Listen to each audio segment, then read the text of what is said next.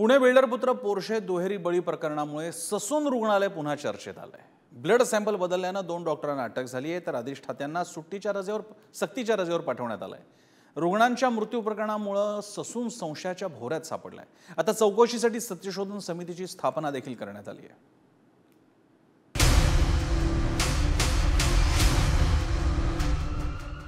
पुण्यातील ससून हॉस्पिटलमध्ये दिवसाला 24 रुग्णांचा मृत्यू।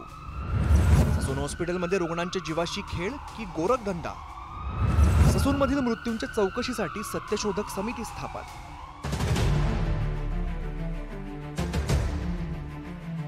हॉस्पिटल एक मात्र कारनामे अनेक, अशी गत आहे पुण्यातल्या सर्वात मोठं शासकीय हॉस्पिटल असलेल्या ससूनची। आधी ड्रग्ज प्रकरणातील आरोपी ललित पाटीलला फरार करण्यावरून नाचक्की, नंतर बिल्डर पुत्र पोर्श कार दुहेरी बळी प्रकरणात आरोपींचे ब्लड सॅम्पल्स बदलल्याने बदनामी,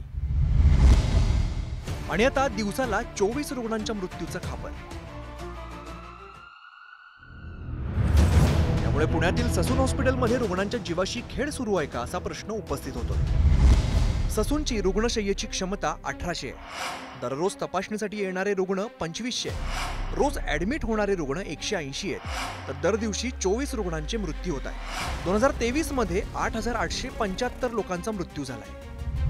ससून हॉस्पिटलची आकडेवारी पाहिल्यास दरवर्षी ऍडमिट होणाऱ्या 180 रुग्णांपैकी 24 रुग्णांचा मृत्यू होतोय।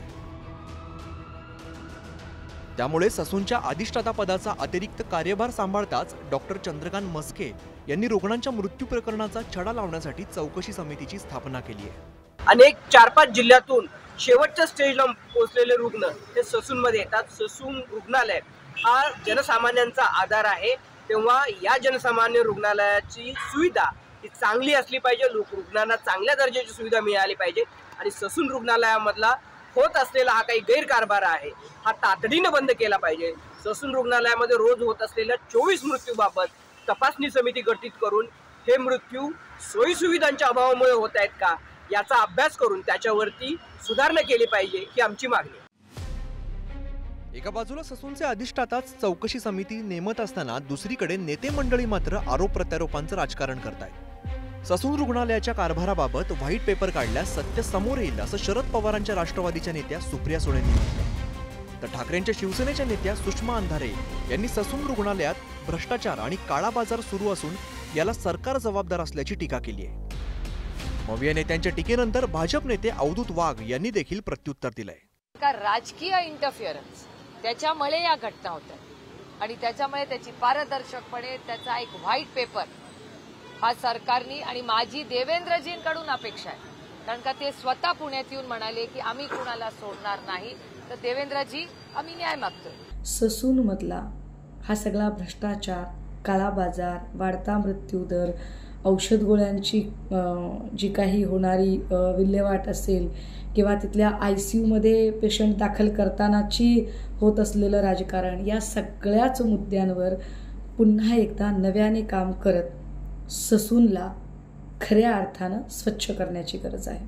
ससून हॉस्पिटल आणि पुण्यात झालेल्या घटना याचा हा रोजचा चर्चेचा विषय आहे। त्याचा आम्ही चांगला पोस्टमॉर्टम करणार आहोत। त्याच्या मागे जे कोणी असतील त्याला आम्ही काय करायचं त्याचं प्लॅन आमचा झालेला आहे। आपल्या सरकारने, आपल्या शासनाने योग्य ती कारवाई केली पाहिजे। अधिकाऱ्यांच्या मार्फत, डॉक्टरांच्या मार्फत हे प्रमाण कमीत कमी कसं होईल आणि जास्तीत जास्त लोकांना चांगली वैद्यकीय सुविधा कशी मिळेल, त्यांचं आरोग्यमान कसं वाढेल आणि जीवितहानी कशी टाळेल याचा विचार करणं आवश्यक आहे। ससून हॉस्पिटल जिथं गोरगरीब सामान्य कुटुंबातील रुग्ण उपचारासाठी येतात, मात्र राजकीय अनास्था, भ्रष्टाचारात बरबटलेली प्रशासकीय यंत्रणा यामुळेच रुग्णांच्या जीवाशी खेळ होत असल्याचे आरोप होत आहेत। त्यामुळे आता तरी ससूनचे अतिरिक्त अधिष्ठाता डॉक्टर चंद्रकांत म्हस्केंनी या प्रकरणाची कसून चौकशी करून रुग्णांच्या मृत्यूबाबतचं सत्य समोर आणावं, इतकीच माफक अपेक्षा पुणेकर करतायत। बालाजी पोद्दार, पुढारी न्यूज, पुणे।